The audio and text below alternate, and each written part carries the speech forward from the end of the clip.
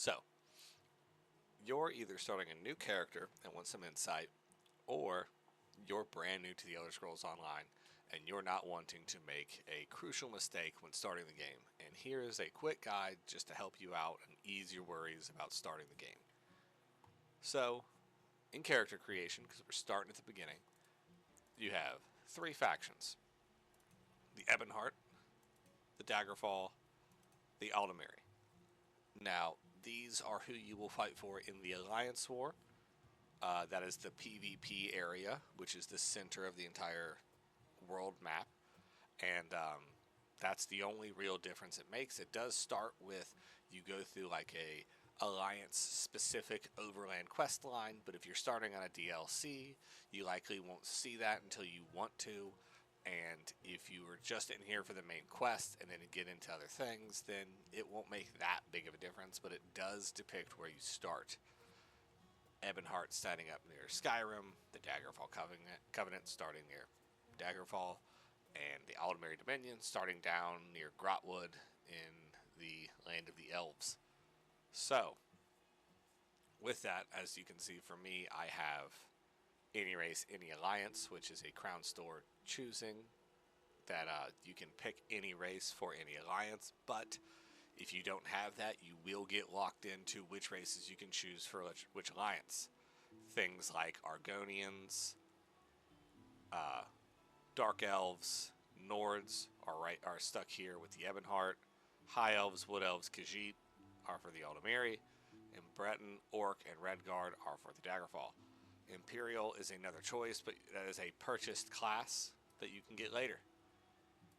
After that, you have your classes. This is 100% up to you.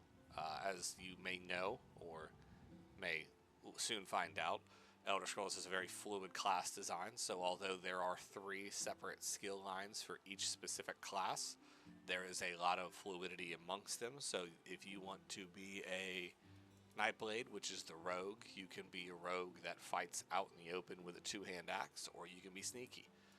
If you want to be a sorcerer and a master wizard, you can be a wizard, and you can then follow through with that and start to, you can either use magic or you can use weapons. So there's a lot of different passives and things that you can do that will affect your gameplay. And here is the passives for each class. We're just going to go through them real quick. Altmer, which is the High Elf, that is Aldemiri. This is theirs, and I'm not going to walk through each one because there is a lot to read. But at the end, it's Destruction Staffs, which is your destruction, your attack-based magic staves. You get more experience with them. You get more magic. You get more magic and stamina restoring, and you get weapon and spell damage. Argonian, that is for the Ebonheart. They're the lizards.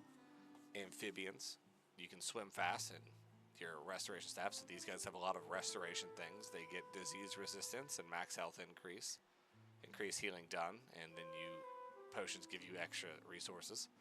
Bosmer, the Wood Elves, these are also Aldemiri. Decreases fall damage by 10%.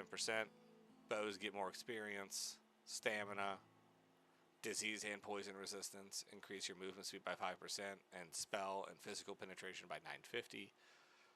There's a lot of stats for each one. I'm going to scroll down so you guys can see each one. Of course, you see there's advertisements everywhere because this is on the Elder Scrolls Online Wiki. But this is just so you guys can see, and you can just look at the video and see what races have what skills. But I am here to tell you that at the end of the day, they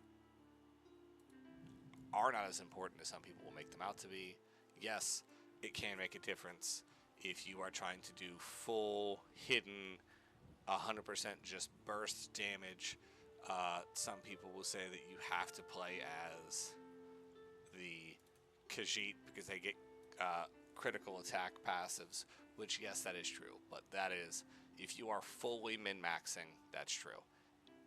If you're here to have fun, you can do everything with every character. There's nothing that stops you. You can be very easily an Argonian doing it.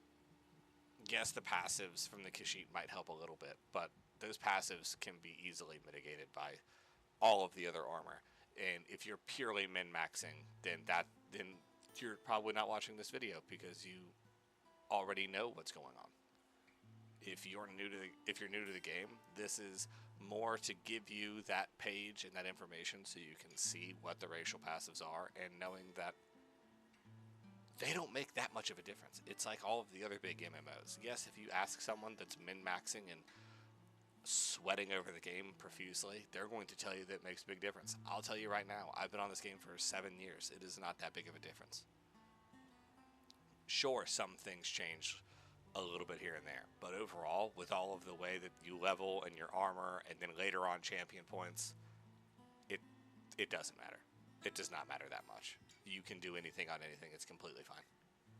But this is just one part of the introductory videos I'm making to help new players or returning players know what's going on and to just get their feet in the water and feel less overwhelmed with the game.